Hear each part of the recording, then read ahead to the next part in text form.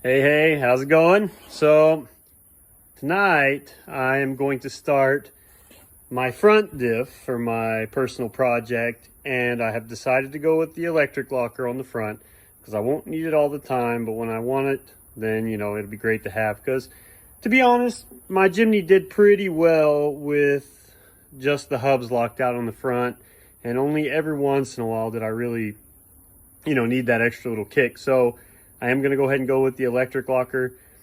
My friend, Mason, has Big Girtha, which is the 10-inch lifted JB31.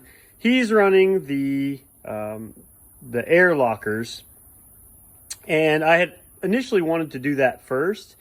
But in my opinion, I feel like the less is better. So, I mean, electric is just there, boom, just a few wires and you're done. The set does come with all the switches. I'm about to open it up so you can see it here.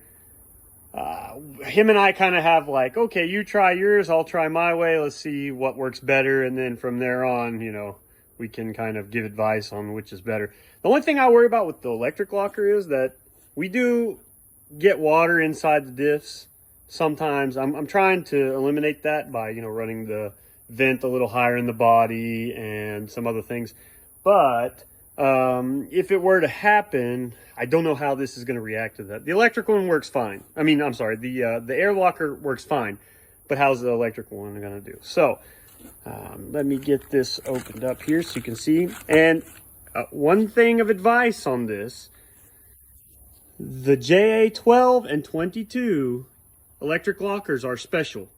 I had to kind of custom order this locker and take all the measurements and send them off and have it made because the J1171 have a smaller front axle.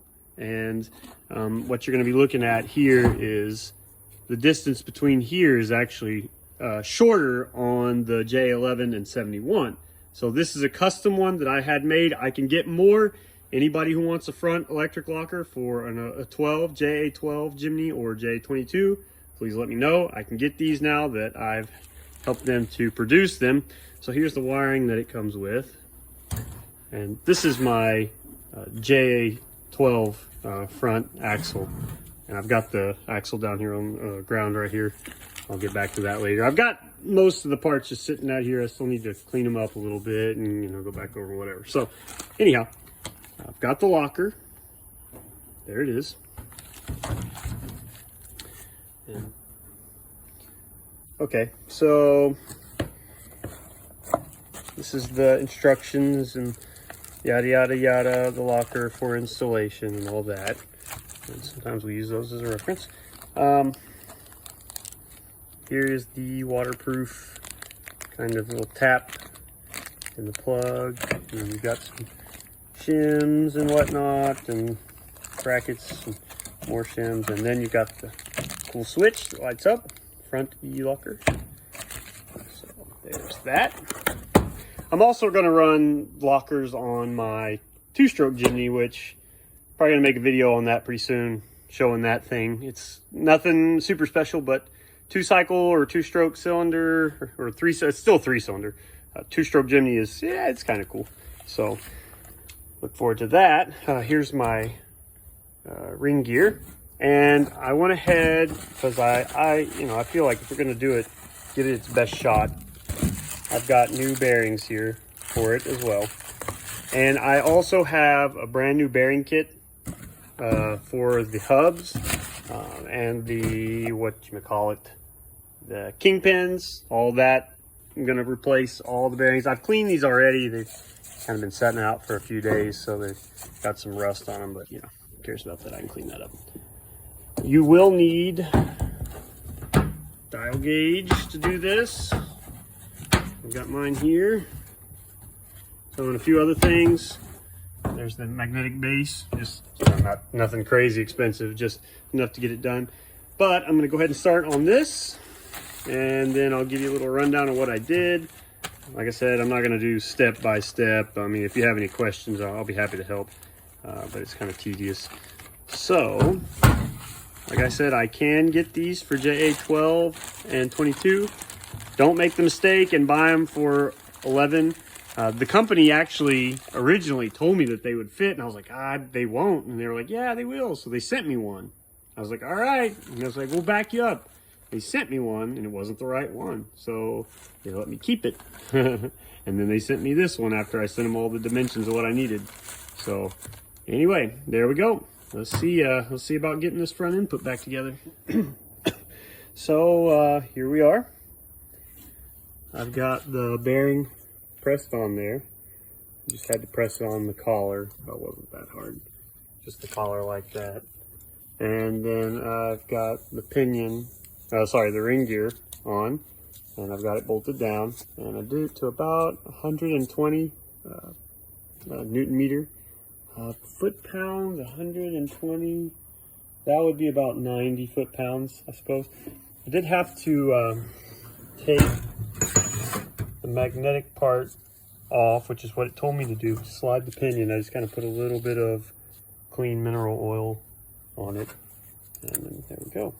So the next step is to put that back together, and then I need to clean this up, and then I will go ahead and start to install it. I'm just going real slow and taking my time, you know, doing it in a relaxing fashion so I can enjoy it. That's the same way you guys should do it too. But it's going pretty well. I'll let you know if I have any trouble with anything. So, continuing to install the electric locker in the front. Got my bearing covered here. I just drilled the hole, which is 10.5 millimeter. And now I'm tapping it to a M12 1.5. Almost got that all the way through.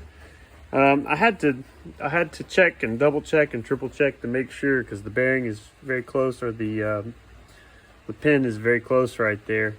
So, but it doesn't touch.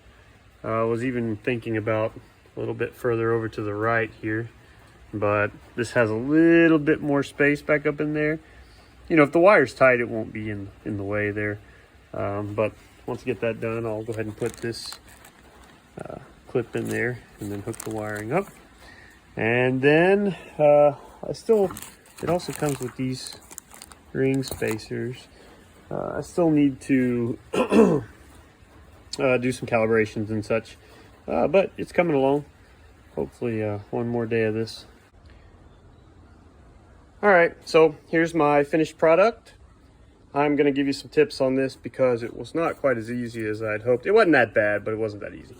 So this is the guide here. That's where that goes. And you have to let it have some slack, okay? So there's that. And these, of course, they bolt here. On some models that I've done before, you do have to like trim some pieces inside here, but for this particular one, which is great, you don't have to do that. I have to be real careful about the wire. You see how it's a little dark there, but you see how close it is? But as long as you have tension on it, it doesn't come in there that close. Let me see if I can get a light so that we can see a little better. Okay, so now we have a light. You can see that the wire comes close, but it doesn't quite touch, and then it's got the bolt through it on the other side to keep the water out and to keep it sealed. Another thing you have to do here is you do have to grind away. On this particular model, I had to grind away, which is what you're supposed to do on these. But you have to grind away a little bit on the top of the pinion gear, okay? And the reason why is because if you don't, you can see when I was testing, it had some scuffs here from that. So in order to keep that from happening, just 0.5 millimeter off so it doesn't touch, but now it works perfect. So just a little bit. It shouldn't affect anything on that one. At least that's what it says. We'll find out when we test it. But that sometimes does happen. Other than that, the only thing I had a problem with is instead of, in one of my previous videos, you do have to put this collar back on before you put the bearing on. I didn't realize that when I went to put it on, it was a little difficult, so I just went ahead and pulled the bearing back off and then put the ring back on. It's kind of hard to see with this cover on there, but there's a ring right here. But it's fairly straightforward. So yeah, I didn't have too much difficulty with it. I am going to prepare the housing now. It's kind of nasty and crusty inside and all that. As you can see, this housing is much bigger than, well, it's kind of hard to tell by just a video, but it's much wider than a J11 or 23, JB23. So JA12 and 22 are unique in that factor, that they have a bigger front housing. The axles are the same, it's just the housing is bigger. So anyway, that's it for this week. I'm gonna start working on that and get it mounted in there, which that shouldn't take long at all. Just cleaned it out and it's already been cleaned here. Just put some sealer on it. And then I'm going to start rebuilding my hub ends. I've got to go get another, I've already stolen the ones off of this one with the bearings and everything, so I got to go get another one and start on that. So that is going to be my next thing. And then once we finally have a body, body and a frame and all that, I'll go ahead and bolt this whole axle assembly up in there. But I'll make a new video for putting these together. So, all right, well, appreciate you watching.